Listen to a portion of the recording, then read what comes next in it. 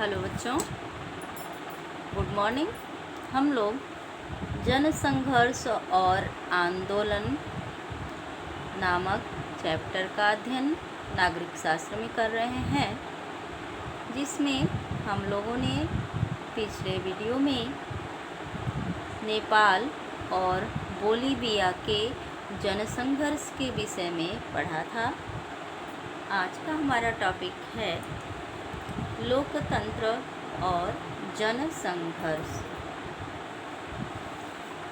लोकतंत्र और जनसंघर्ष। बच्चों, पिछले वीडियो में जो आप लोगों ने नेपाल और बोलीविया दोनों ही घटनाओं को जो पढ़ा था, उसमें अंतर है। एक आंदोलन क्या है? लोकतंत्र की बहाली के लिए चलाया गया। कहाँ? किस देश में? नेपाल में। नेपाल में क्या हुआ था कि लोकतंत्र की बहाली के लिए जनता द्वारा आंदोलन चलाया गया था, जबकि दूसरा जनसंघर्ष सरकार की एक विशेष नीति के विरुद्ध। कौन सी नीति थी? जल का क्या किया गया था? जल का निजीकरण। यह कहाँ हुआ था बच्चों? बोलीविया में। तो इसलिए बोलीविया के जनता द्वारा आंदोलन शुरू किया गया। इस अंतर के बावजूद दोनों ही घटनाओं में कुछ ऐसी बातें हैं जो लोकतंत्र, इतिहास और भविष्य के लिए महत्वपूर्ण हैं। जैसे ये दोनों ही घटनाएं क्या हैं? राजनीतिक संघर्ष का उदाहरण है। दोनों ही घटनाएं क्या करती हैं? राजनीतिक संघर्ष का उदाहरण प्रस्तुत करती हैं।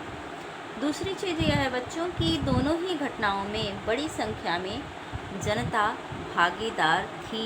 चाहे वो नेपाल की घटना हो, राजतंत्र को उखाड़ फेंकने की, या जल के निजीकरण की।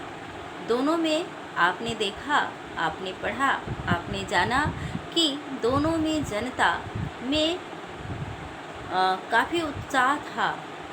जनता काफ़ी उत्साह से भाग ले रही थी और दोनों में राष्ट्रीय भावनाएं प्रबल थी। जनता के मन में राष्ट्रीय भावनाएं प्रबल थी।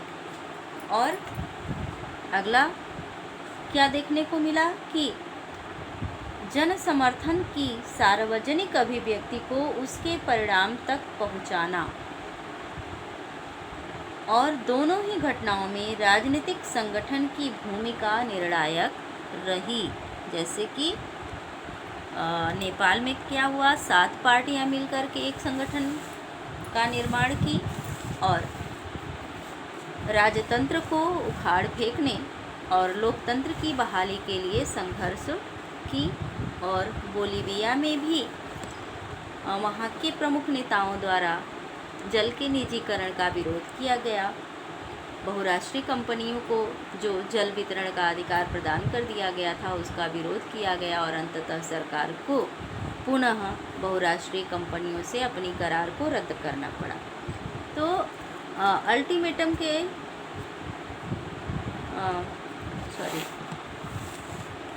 तो इस प्रकार हम क्या पाते हैं बच्चों कि लोकतंत्र में जो आंदोलन चलते हैं, लोकतंत्र का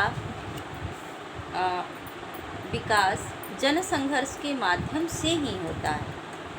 अगर जनता मूक बधिर बन जाए तो लोकतंत्र के शासक भी क्या हो जाएंगे?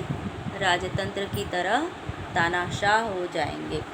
तो जनसंघर्ष लोकतंत्र में आवश्यक होता है। सभी फैसलों के पीछे सत्ताधारी और सत्ता में भागीदारी चाहने वालों के बीच संघर्ष होता है। तब जो शासन करते हैं, जो जैसे हमारे देश में क्या है? बहुत सारी पार्टियां हैं, बहुदलीय व्यवस्था है। तो ऐसा नहीं हो सकता कि सभी दल मिल कर के शासन करें, क्योंकि दलीय मतभेद होते हैं।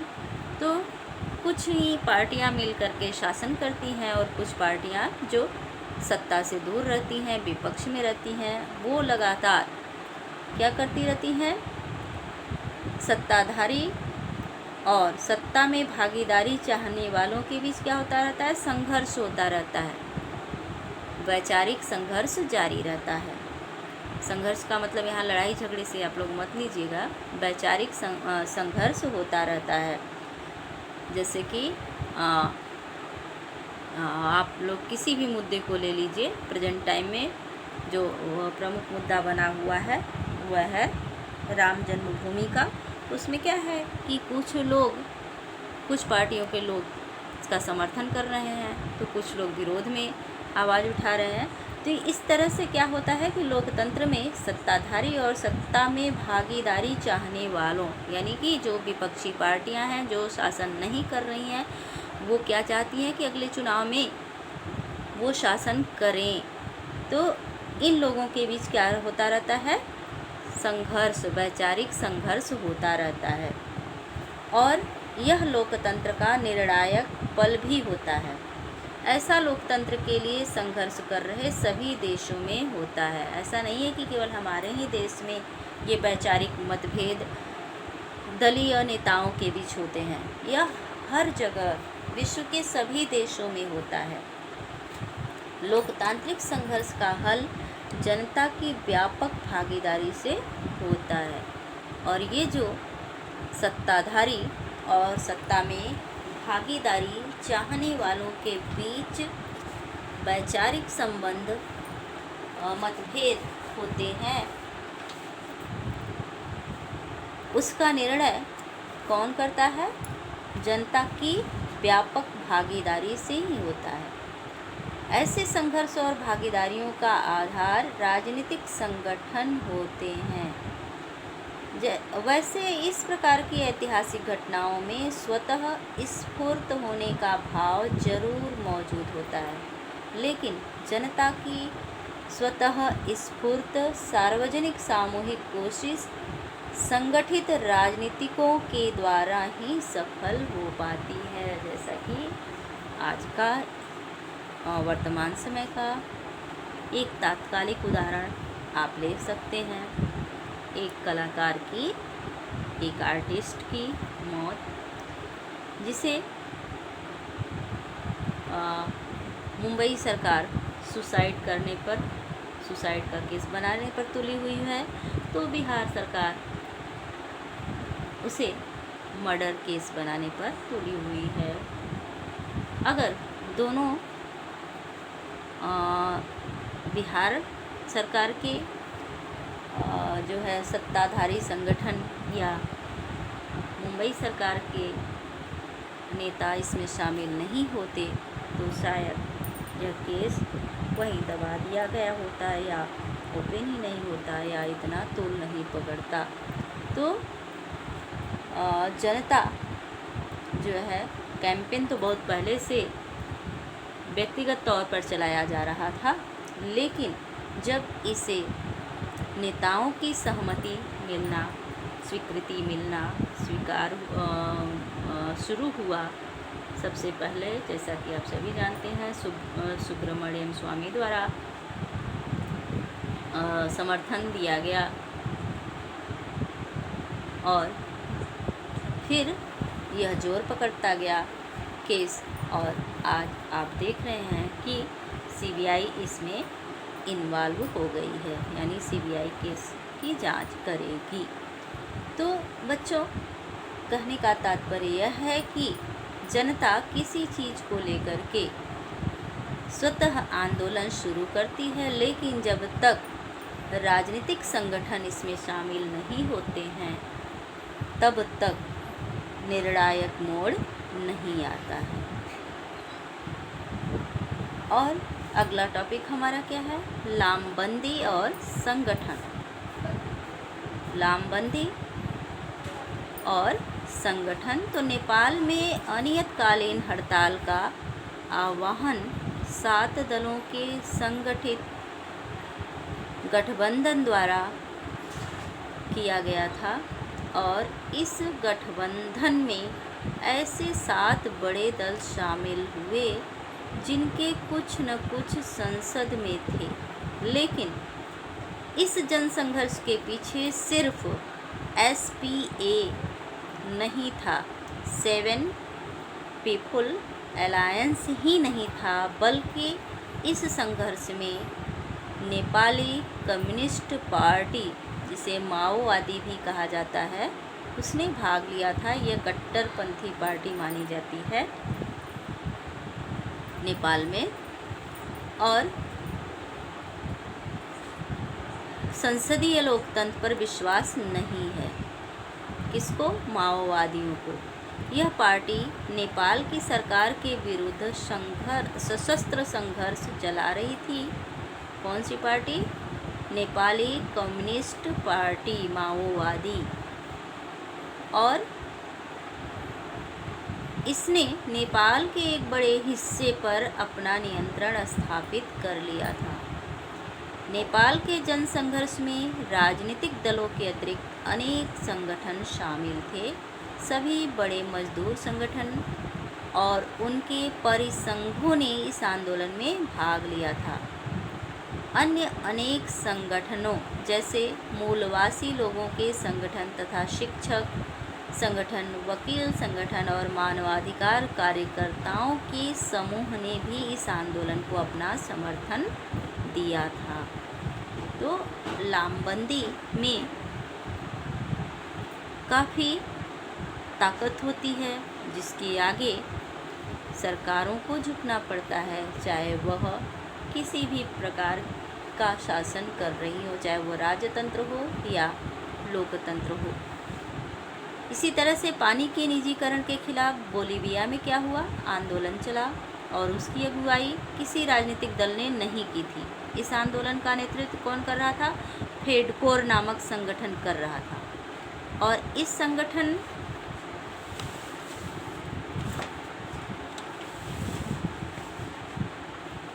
में इंजीनियर और पर्यावरणविद समेत स्थानीय कामकाजी लोग शामिल थे।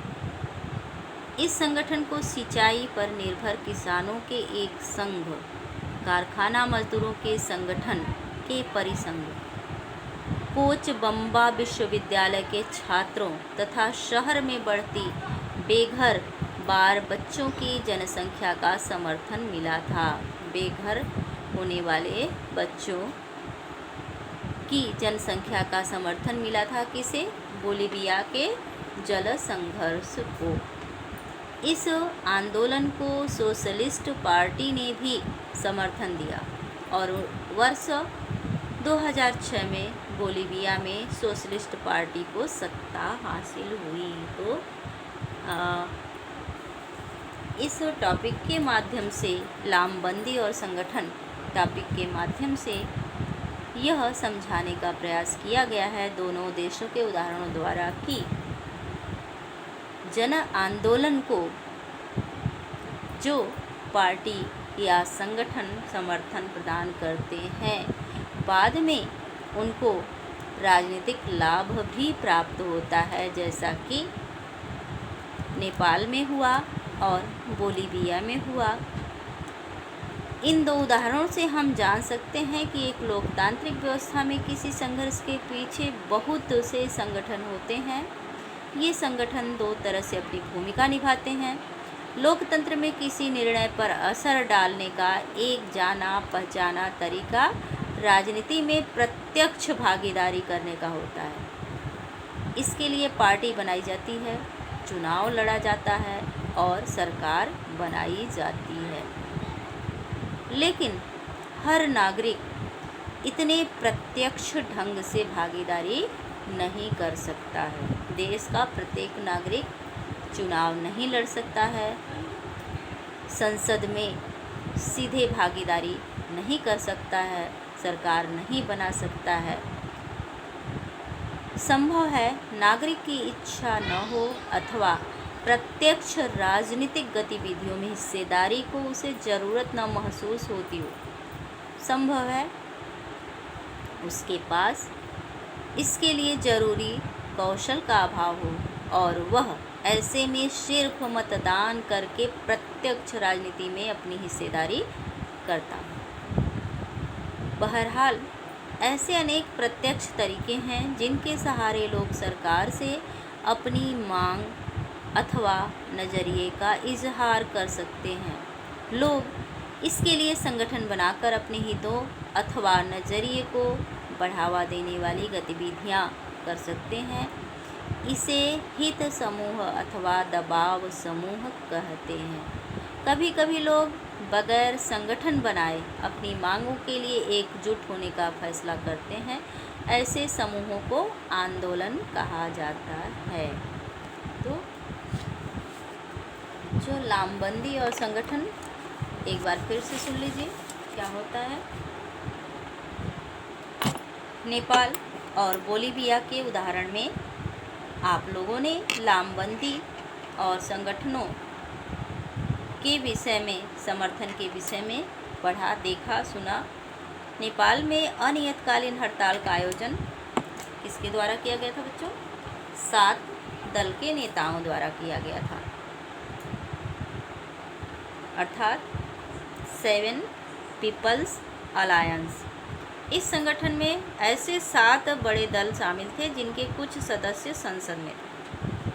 और इस संघर्ष में कम्युनिस्ट, जैसा कि अभी हमने बताया, माओवादियों ने भी भाग लिया था, जो कि सरकार विरोधी थी। और इसके अतिरिक्त मजदूर संगठन, शिक्षक संगठन, वकील संगठन, मतलब सभी जो भी संगठन थे, सब ने अपना समर्थन प्रदान किया था। और बोलीविया में फेडकोर नामक संगठन ने आंदोलन चलाया, जिसमें इंजीनियर, पर्यावरण और सामान्य लोग भी शामिल हुए। और इस संगठन को सिंचाई पर निर्भर किसानों के एक संघ, कारखाना मजदूरों को, चंपा विश्वविद्यालय के छात्रों तथा बेघरबार की आबादी का समर्थन मिला। और बाद में सोशलिस्ट पार्टी सत्ता हासिल करने में सफल हो गई। और लोकतंत्र में संगठन 2 तरह से अपनी भूमिका का निर्वाह करते हैं। एक क्या है? राजनीति में प्रत्यक्ष भागीदारी करके, दूसरा संगठन बनाकर या दबाव समूह द्वारा, अपने हितों को बढ़ावा देने वाली गतिविधियों द्वारा। जो लोग बिना संगठन बनाए अपनी मांगों के लिए एकजुट होने का फैसला करते हैं, ऐसे समूहों को आंदोलन कहा जाता है। अब कोई भी संगठन नहीं बनाते, बल्कि अपनी मांगों को मनवाने के लिए एकजुट होकर के आंदोलन शुरू कर देते हैं। तो इसे क्या कहा जाता है? एकजुट हो जाते हैं, तो इसे आंदोलन कहते हैं। एक बार फिर से सुन लीजिए। जो लोग बिना संगठन बनाए अपनी मांगों के लिए एकजुट होने का फैसला करते हैं, ऐसे समूहों को आंदोलन कहा जाता है, जैसे बोलीविया। और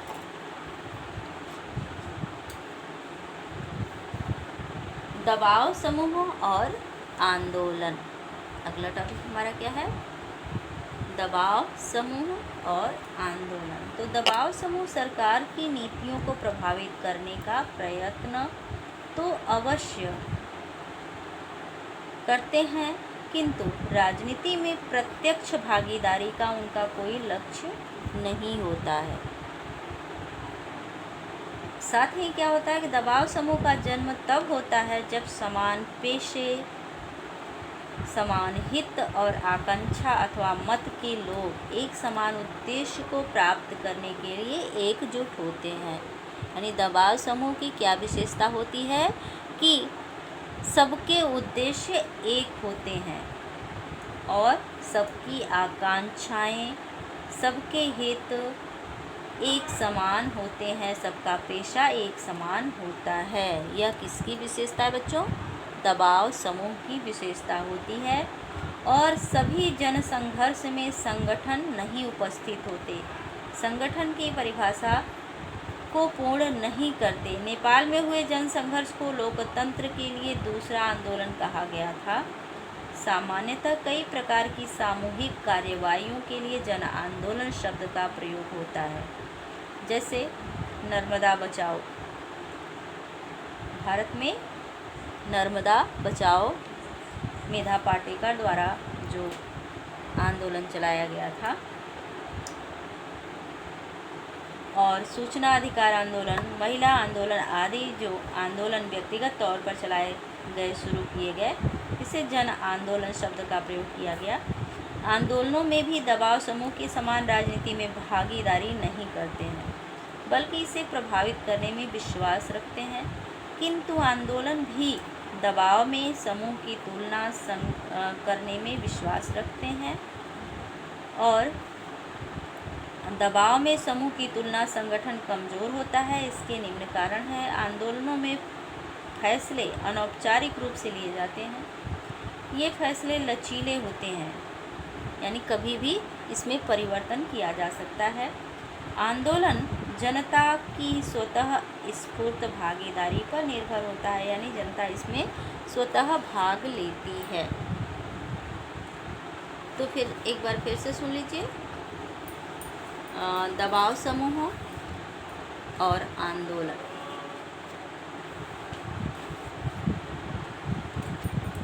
बतौर संगठन, मतलब बिना संगठन के, दबाव समूह सरकार की नीतियों को प्रभावित करने की कोशिश करते हैं, लेकिन राजनीतिक पार्टियों के समान दबाव समूह का लक्ष्य सत्ता पर नियंत्रण करने अथवा उसमें हिस्सेदारी करने का नहीं होता है। राजनीतिक पार्टियों के विपरीत दबाव समूह का क्या होता है कि निर्माण तब होता है जब समान पेशे, मतलब एक समान कार्य करने वाले, सबका हित एक समान हो, आकांक्षाएं एक समान हो, अथवा एक मत के लोग एक समान उद्देश्य को प्राप्त करने के लिए एकजुट होते हैं। तो दबाव समूह की विशेषता क्या है बच्चों? कि समान हित होते हैं, समान पेशा होता है और समान आकांक्षाएं होती हैं, और सबसे बड़ा जो चीज़ होता है वह यह होता है कि सबके उद्देश्य एक समान होते हैं। मतलब एक उद्देश्य की प्राप्ति के लिए जब लोग एकजुट होते हैं तो उसे दबाव समूह कहा जाता है, जिसका पेशा एक होता है, यानी जो एक क्षेत्र में कार्य करने वाले होते हैं। नेपाल में हुए जन संघर्षों को लोकतंत्र के लिए दूसरा आंदोलन कहा गया। हम अक्सर कई तरह की सामूहिक कार्यवाहियों के लिए जन आंदोलन शब्द का इस्तेमाल करते हैं, जैसे नर्मदा बचाओ आंदोलन, सूचना के अधिकार का आंदोलन, शराब विरोधी आंदोलन, महिला आंदोलन, पर्यावरण आंदोलन। दबाव समूह के समान आंदोलन भी चुनावी मुकाबले में सीधी भागीदारी करने के बजाय राजनीति को प्रभावित करने की कोशिश करते हैं। लेकिन दबाव समूह के विपरीत क्या होता है कि आंदोलन में संगठन ढीला ढाला होता है। आंदोलनों में फैसले अनौपचारिक ढंग से लिए जाते हैं और ये फैसले लचीले होते हैं, यानी कि कभी भी बदले जा सकते हैं, भावुकता में लिए जाते हैं, और यह आंदोलन जनता को स्वतः स्फूर्त भागीदारी पर निर्भर होते हैं, न कि दबाव समूह पर निर्भर होते हैं। तो दबाव समूह जो है वह क्या होता है, इसमें एक ही पेशे के लोग शामिल होते हैं और एक उद्देश्य की प्राप्ति के लिए सबका हित एक समान होता है, एक उद्देश्य की प्राप्ति के लिए एकजुट होते हैं।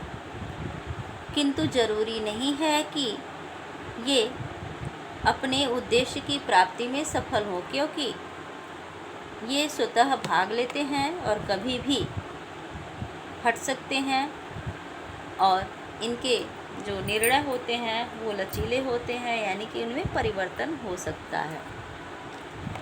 जो मांग, जैसे कोई भी समूह जो मांग करता है, जैसे मान लीजिए कि किसी क्षेत्र विशेष में लोग वेतन वृद्धि की मांग कर रहे हो या अन्य सुविधाओं को लेकर के मांग कर रहे हो, तो सरकार उनकी कुछ बातों को मान जाती है तो आंदोलन क्या होता है, थम जाता है, यानी उनके आंदोलन में परिवर्तन हो जाता है। तो इस प्रकार हम देखते हैं कि दबाव समूह और आंदोलन में क्या होता है, लचीलापन पाया जाता है। अब अगला पॉइंट है हमारा वर्ग विशेष के हित और समूह, जन सामान्य के हित और समूह। क्या है टॉपिक हमारा? वर्ग विशेष के हित और समूह और जन सामान्य के हित और समूह, जिस पर हम अगले वीडियो में प्रकाश डालेंगे। फिर से एक बार सुन लीजिए। वर्ग विशेष के हित समूह और जन सामान्य के हित समूह, इस टॉपिक पर हम अगले वीडियो में प्रकाश डालेंगे। तब तक आप लोग जो पढ़ाए हैं उसको ध्यान से पढ़ते रहिए, समझते रहिए। अगले वीडियो में फिर मिलेंगे, तब तक के लिए धन्यवाद बच्चों।